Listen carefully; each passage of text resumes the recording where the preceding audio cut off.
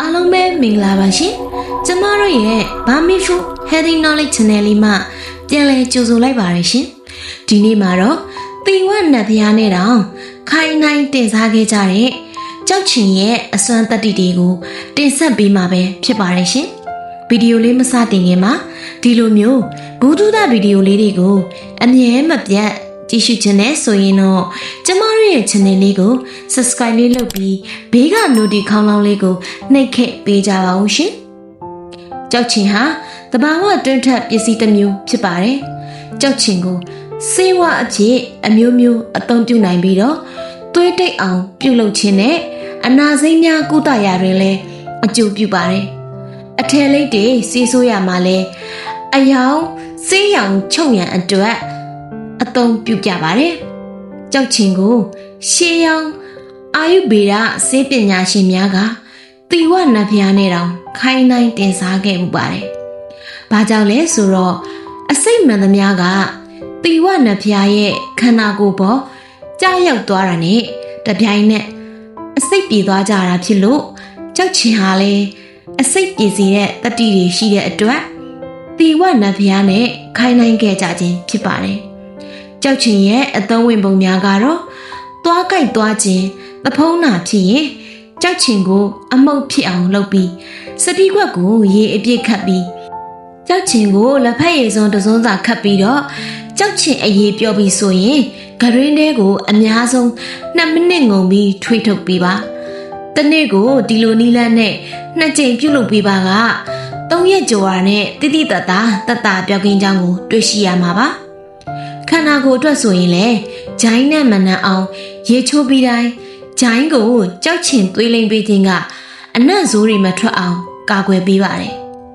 မိမကိုကြွသားမလျော့ရဲအောင်တင်းတင်းရင်ရှိစေဖို့နဲ့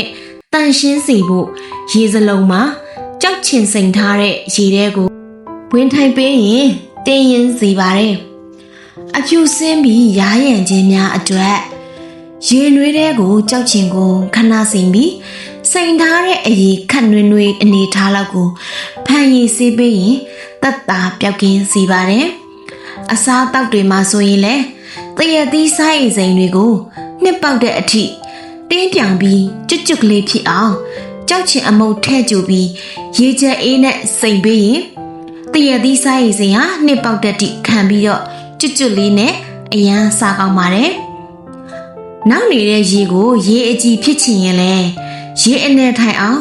ကြောက်ချင်ထဲပေးရင်နောက်နေတဲ့ရေများကြည်လင်စေပြီးတော့ရေသန့်ဖြစ်စေပါတယ်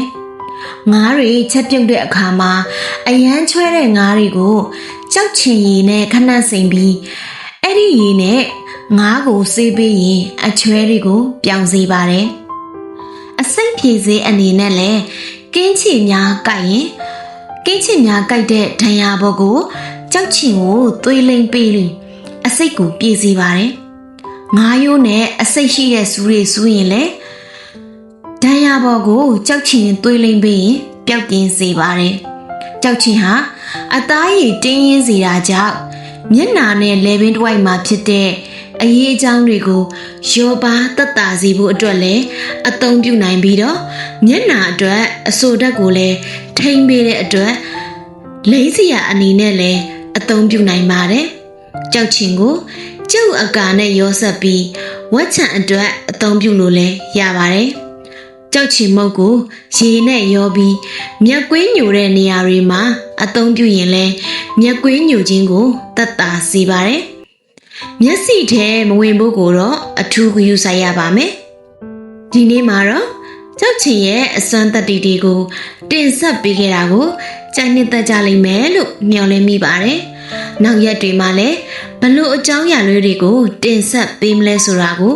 ဘေးကနိုတီခေါင်းလောင်းလေးနှိပ်ပြီးစောင့်ကြည့်ပေးကြပါဦးရှင်။ကြည့်ရှုနားဆင်ခဲ့ကြတဲ့တူဦးတယောက်ချင်းစီကိုကျေးဇူးအများကြီးတင်ပါတယ်ရှင်။နောက်ဗီဒီယိုလေးတွေမှာပြန်တွေ့ကြပါမယ်ရှင်။